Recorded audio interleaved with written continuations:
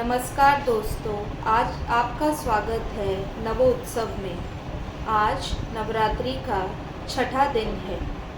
आज हम जुड़ते हैं देवी माँ कात्यायनी से। क्या है माँ कात्यायनी की कहानी? ये ऐसा ज्ञान है जिसे हम अपने जीवन में उपयोग कर सकते हैं। हर कहानी हमें कुछ न कुछ सिखाने आई है। ये ऐसा ज्ञान है जो हमें जीवन में आगे बढ़ने के लिए अग्रसर करता है। हमारे जीवन में बहुत सारे राक्षस रूपी प्रलय आते हैं। कुछ समय पहले एक राक्षस था जिसने देवी देवताओं के जीवन को कष्ट दिया और तमस गुण बढ़ रहा था। उस राक्षस का नाम था महिषासुर। माँ कात्यायनी ने महिषासुर का वध किया।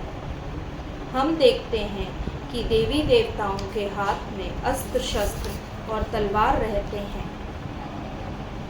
जब माँ ने महिषासुर का वध किया तो महिषासुर ने उससे पहले एक वरदान लिया था कि कोई भी उसका वध नहीं कर सकता। माँ ने उसका वध किया। माँ ने रूप लिया महिषासुर का वध करने के लिए। वास्तविकता में ये सब राक्षस हमारे भीतर हैं और ये विभिन्न प्रकार के हैं। सबसे पहले है धूम्रविलोचन। धूम्रलोचन का अर्थ है धुएं से बना हुआ। जब हम माया जाल से प्रभावित होकर इस संसार में अटकते हैं तब माँ रूप लेती है धूम्रलोचन का वध करने के लिए और हमें ज्ञान में अग्रसर करने के लिए। दूसरे राक्षस का नाम है शुम्भ निशुम्भ। शुम्भ का मतलब है जो अपने ऊपर भी शंका करता है और निशुम्भ का अर्थ है जो दूसरे पर भी विश्वास नहीं करता। इसलिए हमें शुम्भ निशुम्भ नामक राक्षस को हराना होगा।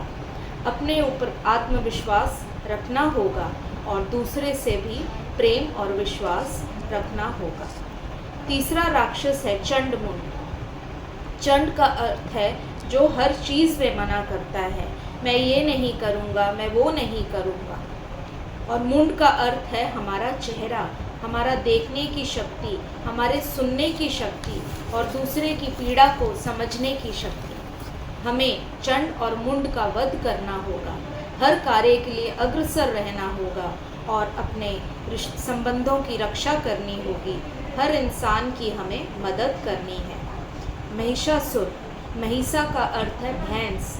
ये हमारे अंदर है। कहने का तात्पर्य है तमस गुण की अधिकता होना, लेज़ी, एंजाइटी होना।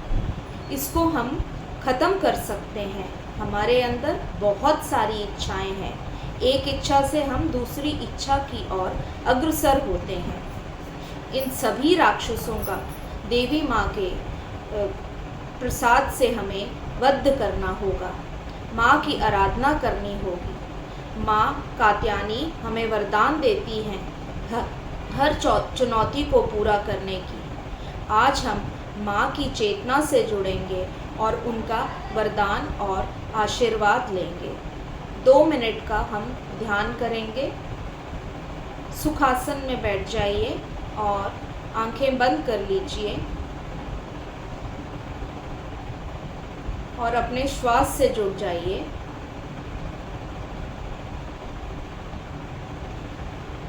आते जाते विचारों पर ध्यान ना देते हुए केवल श्वास से जुड़िए।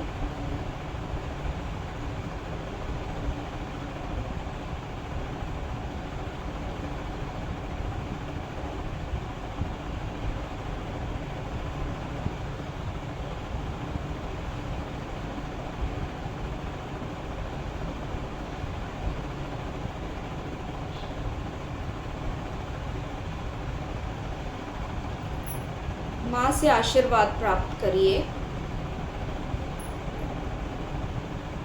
हमें जीवन में साहसी बनकर आगे बढ़ना है। आई हुई चुनौतियों को पार करना है।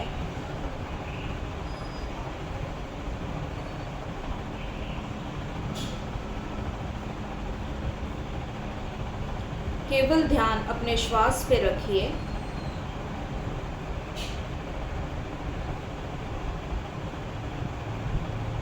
और माँ द्वारा दी गई ऊर्जा को ग्रहण करिए।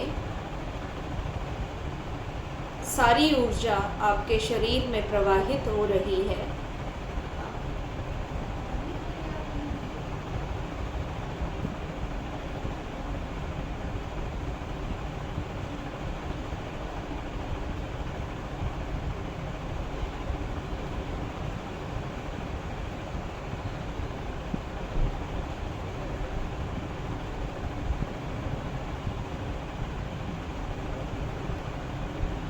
माँ के चरणों में स्पर्श करिए और माँ से आशीर्वाद लीजिए।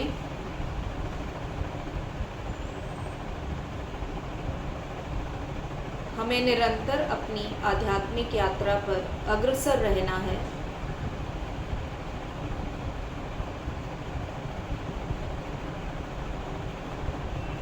और धीरे धीरे शरीर, मन और माया से विमुक्त होना है।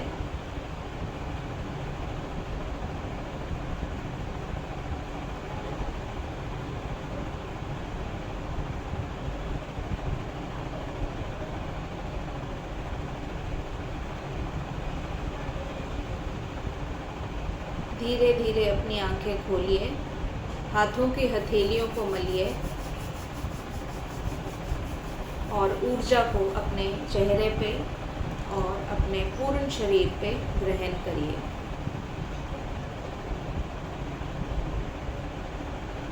धन्यवाद। Thank you, thank you, thank you.